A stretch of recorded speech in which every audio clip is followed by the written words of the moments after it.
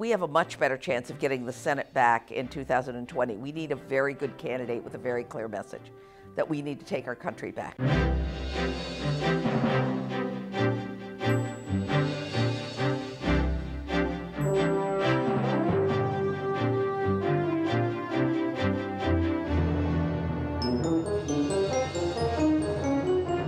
Hello, I'm Bonnie Orbay. Welcome to the Contrary.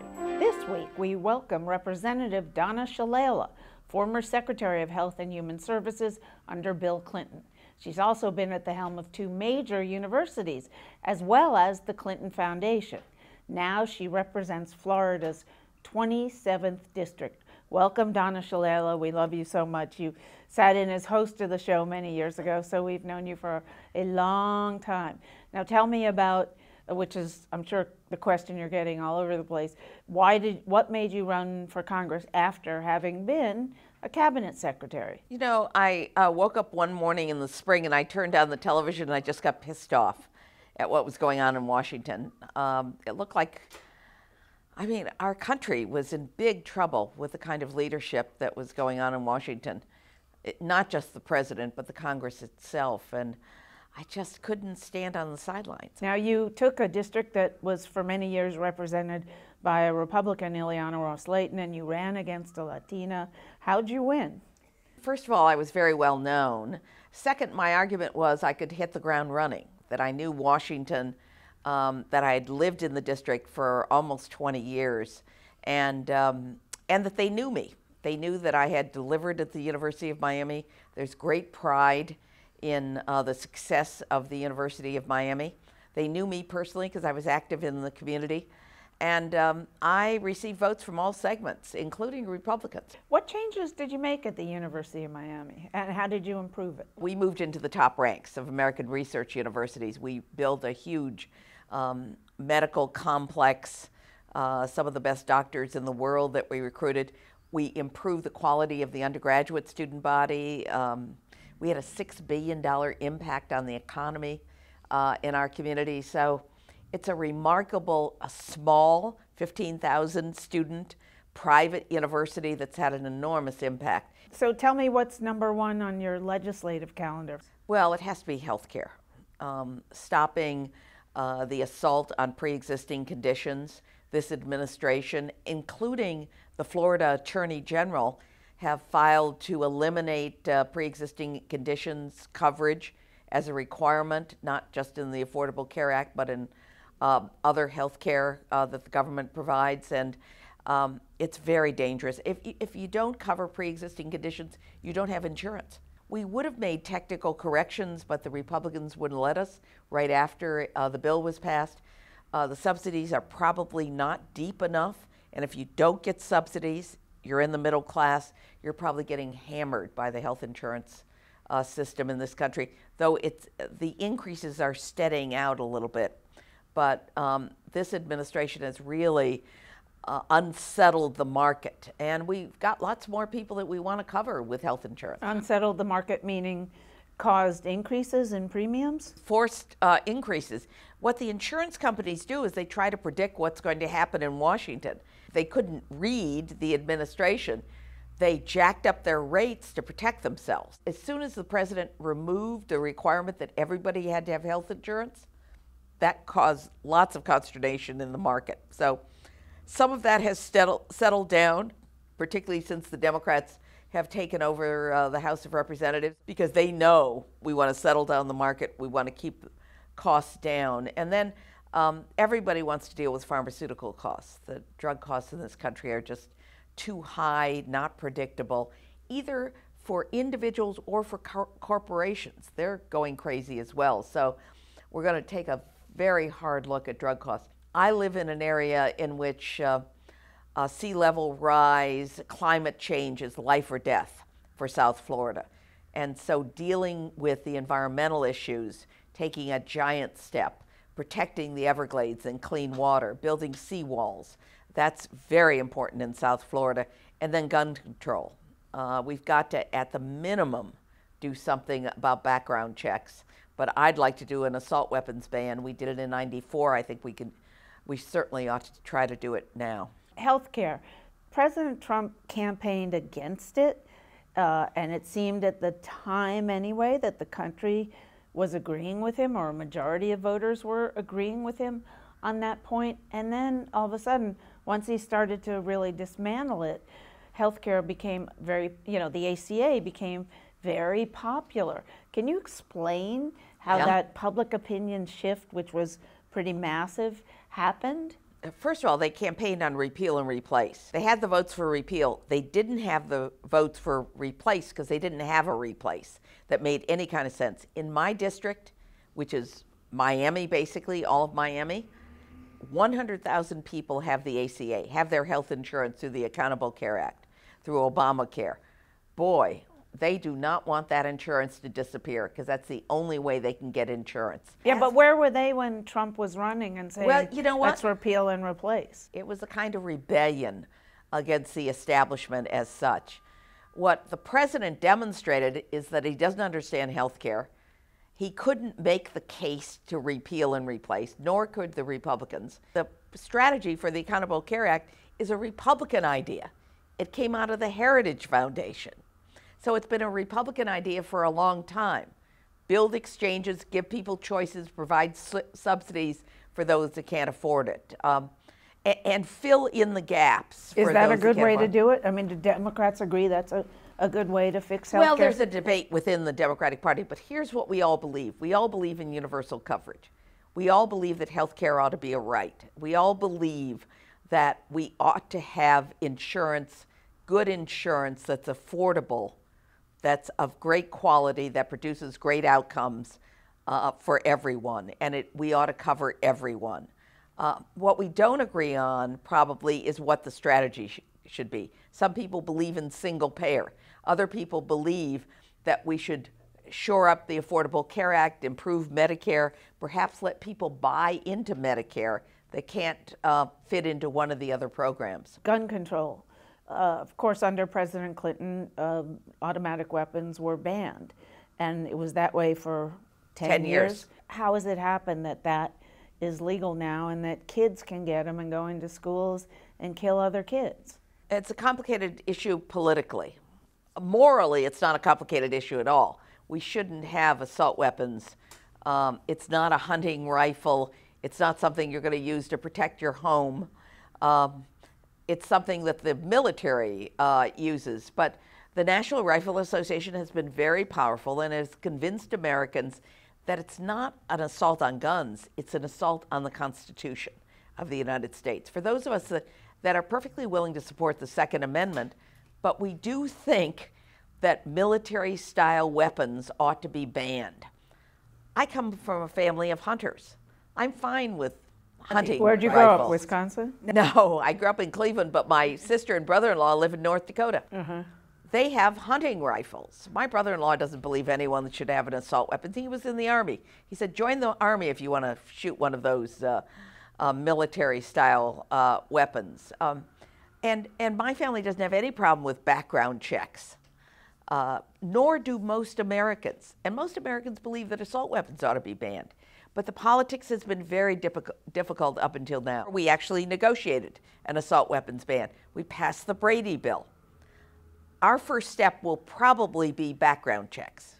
Can you get that through the Senate, which is still Republican I think controlled? so. I actually think so. It has to be bipartisan. The American people that want it, I don't know what party they belong to, but the vast majority want it. They want to protect kids, and they want to be very careful about who gets access to weapons in this country. The NRA, something interesting happened. They lost. Like their donations went down by, I think it was 20% last year. Have they overreached? Are they at the point now where Americans say to themselves, gee, an assault weapons ban, that's not a good thing to be against? I never underestimate them. I don't care if they have 20% less income. I would not underestimate the power of the National Rifle Association and their ability to give money to various candidates or to make their case to the media. Here's a story. I was campaigning in a restaurant and I met a young family, and the mother was trying to explain to her young son, who was about 10 years old, hey, she's running for Congress, and he couldn't quite understand it. He said, "You're running for president." I said, "No, I've been a president already. I'm running for Congress," and I had to explain Congress to him. And I said, "What do you want to be when you grow up?" And he said, "I want to be a police officer." I said, "That's perfect. Be a police officer. That's a great profession." I said, "Why do you want to be a police officer?" He said, "Because I want to protect the kids in my school." No kid in this country should grow up picking a profession because they want to protect the kids in their school. He and the kids in his school should not worry about safety. I never worried about safety when I was a kid growing up, and the kids in this country, many of them are worried because of what has happened in schools, in the communities. It's not just in schools. It's not just Parkland or Sandy Hook. It's also what's happening in our community. Is the political wave that we saw starting with the reaction to Parkland? Of the 40 people that flipped seats, every single one of them campaigned on this issue. I certainly did. And so their cause is embodied in me and in so many of my colleagues. Describe the class to me. The class is very diverse. We've got a pediatrician, we've got a nurse, we've got some people that were state legislators, we've got two Native Americans, first two Native American women, elected extraordinary women. So it's a different kind of class, different feel to it. It's not just people that grew up in politics. It's a lot of people that ran their own businesses, that had their own specialties before they ran for office. Who are more in touch, do you think, with grassroots America? I mean, everybody thinks we ran these big national campaigns. We didn't run a national campaign. I talked as much about traffic as I did about big issues like health care. Nancy Pelosi is now Speaker, but she had a bit of a rough road getting there. What's your relationship with her? I'm a longtime friend of Nancy's. I did not endorse her in the primary. I told her that I was staying out of any issues because it was presumptuous of me to assume I was going to get elected. But right afterwards, I did endorse her. I think she's an extraordinary leader, a very shrewd leader. I don't think she had a rough go. This is the kind of politics you would expect. Some people want some things. She never gave away anything that she didn't think was ethical and was important to the future of the Democratic Party. Would she have had any easier time if she were a 78-year-old man instead of a 78-year-old woman? Well, the two men in their 70s who are also part of leadership didn't have any trouble at all. So was there a dimension there? Certainly. All of us know that. But what's important is that she's shrewd and smart and sensible and compassionate, and she has deep roots in the Democratic Party, and she cares first about the most vulnerable people in our society. And I'm proud to support her, as are my colleagues. You're very close to the Clintons. Are we going to see Hillary run again? I don't think so. Why not? I don't think so. I think that Hillary has other things that she wants to do, but no, we're going to see a whole new group of people of varying ages. You've got Mike Bloomberg and Joe Biden on one side. You've got Mitch Landrieu and a number of women that are interested in running. It'll be very interesting to see whether we have a huge primary in some of these states. The more the merrier, as far as I'm concerned. Do you think a woman can cinch the nomination? We've got Kirsten Gillibrand is talking about her, senator from New York, Kamala Harris, senator from California, and the list goes on and on and on. Elizabeth Warren may decide to get a race. Of course a woman could secure the nomination. We've already done it once, and certainly I think it's possible. What's important is, what is our message? Right now, should it be health care? Of course it has to be health care, because we'll never finish. It also has to be the environment. It has to be immigration reform, sensible immigration reform. We believe in strong borders, but we've got millions of people in this country who have been here for many years. We have to find a pathway to citizenship for them, not just for the DACA kids, who I care about a lot, but for others that are here. We've probably got to extend temporary protective status to Venezuelans and extend it to Nicaraguans as well. I mean, we have a lot of work to do in this country, but remembering that we're a nation of immigrants is the most important, which is what this president and this administration forgets. And yet, President Trump ran as an opponent of immigration. You know, he wants many fewer people coming in. He wants no illegal border crossings. And he seemed to appeal to a segment of voters, you know, a large segment of voters who appreciated what he was doing on that. And there certainly is no question that there are voters in this country that believe what the president believes. But here's what the president wants. He wants people who are wealthy, well-fed, and well-educated. Look, I want safe borders. I want people to come in an orderly way. But this idea that you have to be wealthy to come to this country and to stay in this country is outrageous. This country was not built by people who came here with great wealth. It was built by people who had spirit and the hunger to succeed and wanted good opportunities for their kids. H.R. 1, of all things, is about voter suppression. Is there a lot of that going on? The fact is we got a mess on our hands. We are technologically sophisticated and we haven't applied it to the voting process in this country. We are the great champions of technology and we haven't applied it to the most basic fundamental right, the right to vote in this country. But you know, on a local level, there are counties that are using 30-year-old, you know, computers like from the 70s when they were this big and had only text on the screen. How do you fix, you know, that's going to be a huge investment. It has to be a federal investment to the states, but at the end of the day, the states have to feel that responsibility.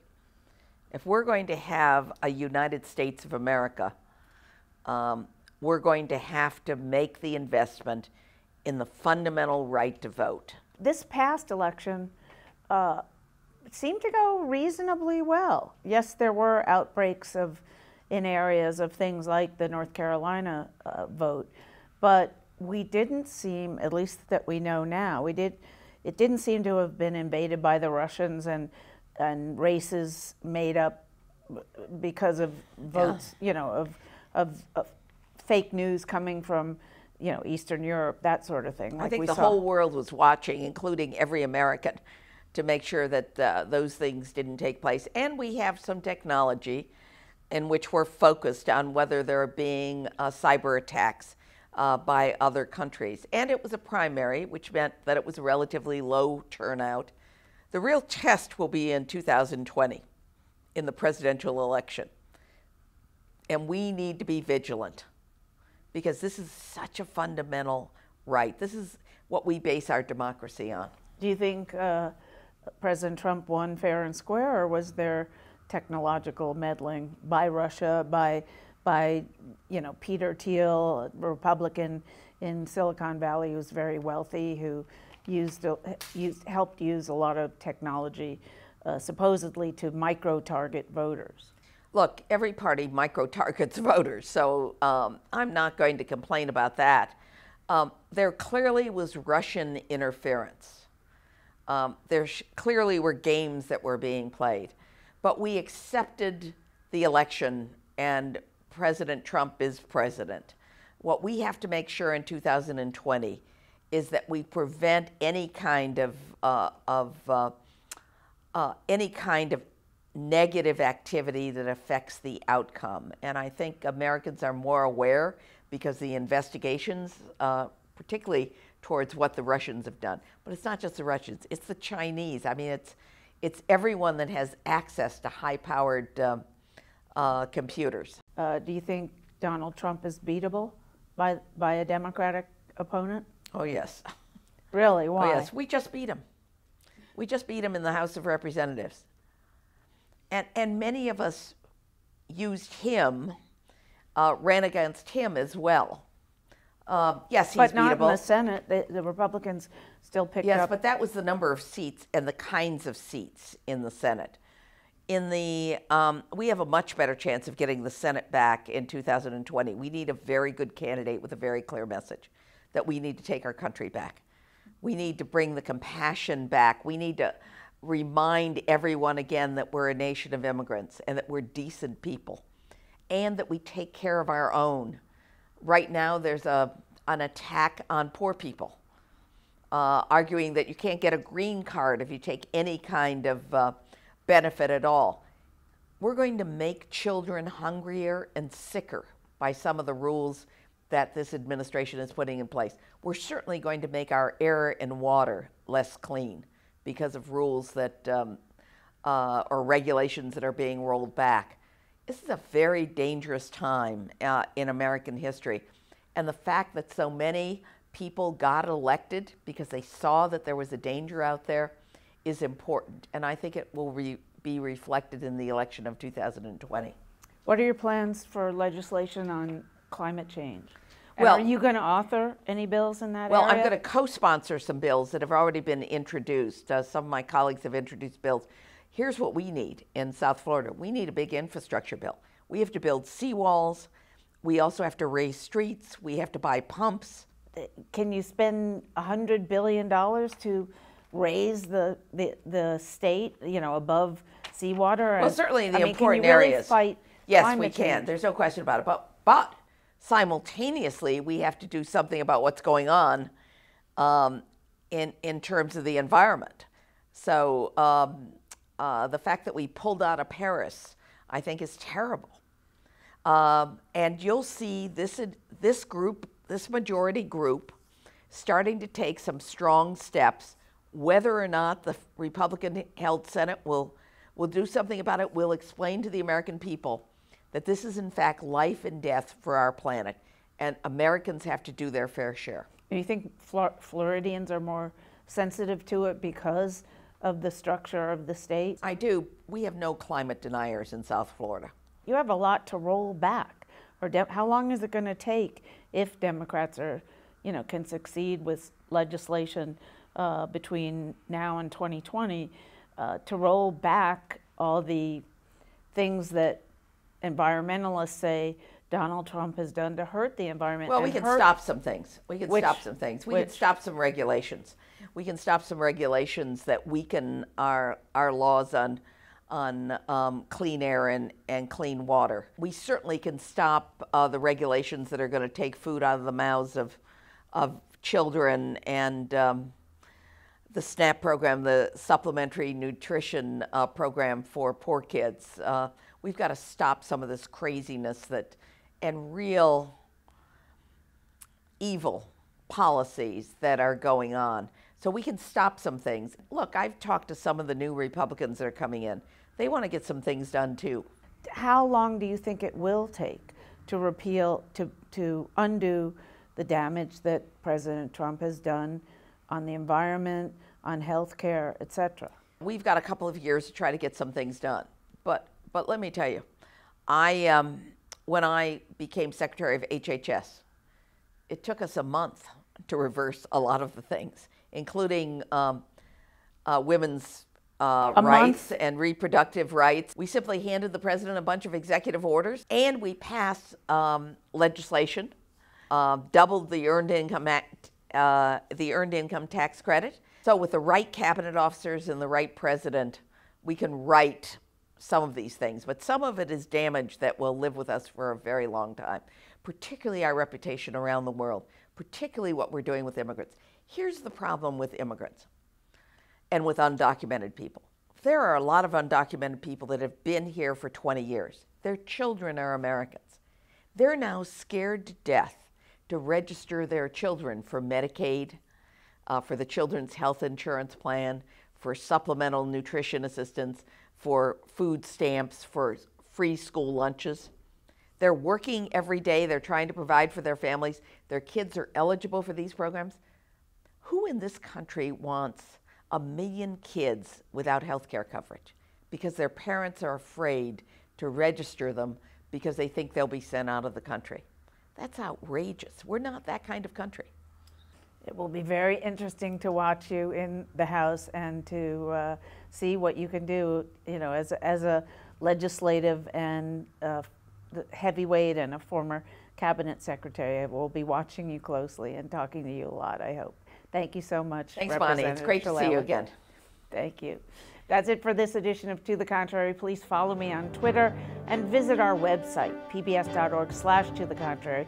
And whether you agree or think to the contrary, see you next week.